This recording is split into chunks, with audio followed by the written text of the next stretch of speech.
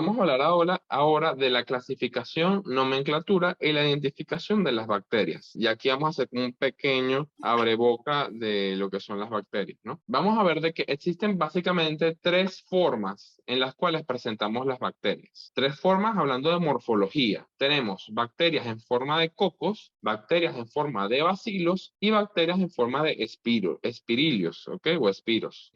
Cuando hablamos de bacterias de forma esférica, esto significa que ellas van a tener esta forma de pequeños cocos, las cuales, dependiendo de cómo se junten o cómo se dispongan, vamos a tener diplococos cuando se dispongan en parejas, estreptococos cuando se dispongan en fila. Estrepto significa uno detrás de otro, es decir, cuando se disponen una fila de coquitos, ellos son estreptococos. Se pueden disponer en forma de tétradas, es decir, en grupos de 4, y en sarcinas cuando son grupos de 8. O también podemos ver de que ellos se dispongan en forma de estafilococos, que el estafilococo es un tipo de bacteria que estafilo significa racimo, porque ellas se agrupan en forma como si fuese un racimo de uvas. Estas son las formas en las que se pueden agrupar estos cocos. Los bacilos son formas ovaladas, es decir, son formas ovoides, son formas ovaladas. Ellos se pueden agrupar de distintas maneras. Hablamos de diplobacilos cuando son dos bacilos pegados, dos bacilos juntos, estreptobacilos cuando ellos siguen una fila, ¿ok? Cuando están todos los bacilos en forma de fila, y cocobacilos cuando los bacilos tienden a tener forma de coco, y usualmente se forman en esta forma de diplococo o diplococobacilos. Y estos diplococobacilos solamente tenemos una bacteria con esta característica que vamos a hablar más adelante, que es la Neisseria, tanto gonorrea como Neisseria meningitidis. Es decir, tenemos tanto, estas bacterias pueden formar tanto gonorrea como pueden formar meningitis. Y finalmente los espiros son como si fuese una especie de cuerda o soga, y tenemos básicamente dos tipos. Las espiroquetas, que es la única espiroqueta, o la principal, es la presencia del Treponema pallidum, que es el causante de la sífilis, y los vibriones, que se denominan vibriones porque parecen que estuviesen vibrando, que son en forma de coma, que el único vibrio que existe, o los únicos vibrios que existen, son los vibrios cholerae, que son los vibrios encargados del cólera. Entonces son muy puntuales, pero la mayoría son cocos o bacilos, y algunos cocobacilos. ¿Cómo se clasifican? Entonces ellas se van a clasificar por un sistema preestablecido, y la nomenclatura va a ir siendo asignado según las reglas internacionales, que ya te voy a ir comentando cómo se van nombrando cada una de estas bacterias. Una vez que se identifique cada bacteria, se tiene una aplicación rápida para el sistema de clasificación. La nomenclatura bacteriana es igual a, cae o se usa el sistema binomial de Linneo, en el cual tenemos dos nombres. El primero es el género y el segundo es la especie. Es decir, tenemos el género que nos habla del género Escherichia y la especie que es coli. Y tenemos, por ejemplo, la Escherichia coli. Ellas se pueden abreviar en forma de que la primera letra del primero en mayúscula, punto, y la especie. Algo importante que siempre tenemos que tener en cuenta es que todos los organismos que estén clasificados en el sistema binomial de Linneo tienen que cumplir algunas reglas. Primero es que el género tiene que ir en mayúscula la primera letra, y el resto viene en minúsculas. La especie tiene que ir todo en minúscula.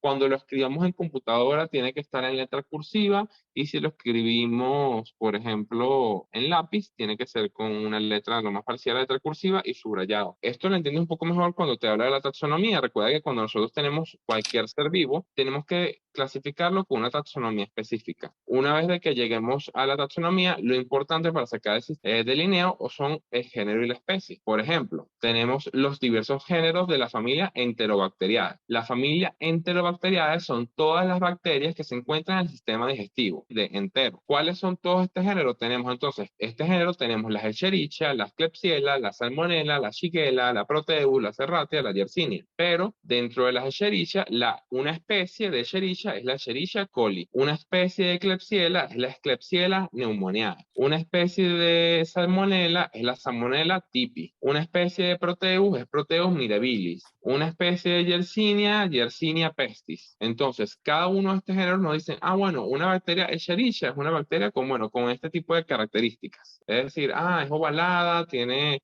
flagelos, tiene pilis, tiene todo esto. Pero la que se encuentra en el colon es Escherichia coli. La que se encuentra en la piel es Escherichia epidermidis, por ejemplo. La que se encuentra qué sé yo, en la boca, Escherichia bucalis, algo así. Y así se va a ir normando cada una de los tipos de Escherichia o cada uno de los tipos de género. Entonces, el primer nombre es el género y el segundo es la especie. Tenemos algunos tipos de bacterias que se denominan con nombres comunes, es decir, que no se denominan con el sistema de Linneo. ¿Por qué? Porque por practicidad les han cambiado a otros tipos de nombres. Por ejemplo, el bacilo de Koch, que es el bacilo que causa la tuberculosis, es el nombre común de lo que es el Mycobacterium tuberculoso. El Mycobacterium tuberculoso lo puedes encontrar en alguna pregunta o en algún libro como bacilo de Koch. Y sabes que cuando hablamos de bacilo de Koch, estamos hablando de Mycobacterium tuberculoso. El gonococo y el meningococo, que son bastante sonados, son unos cocos específicos que son del género Neisseria, ellos son diplococos. El gonococo es el nombre común que se le da a la Neisseria gonorrheae que causa la gonorrea. Y el meningococo es el nombre común que se le da a la Neisseria meningitidis que causa la meningitis. Estos son comunes porque, por ejemplo, el meningococo es una vacuna que se le tiene que poner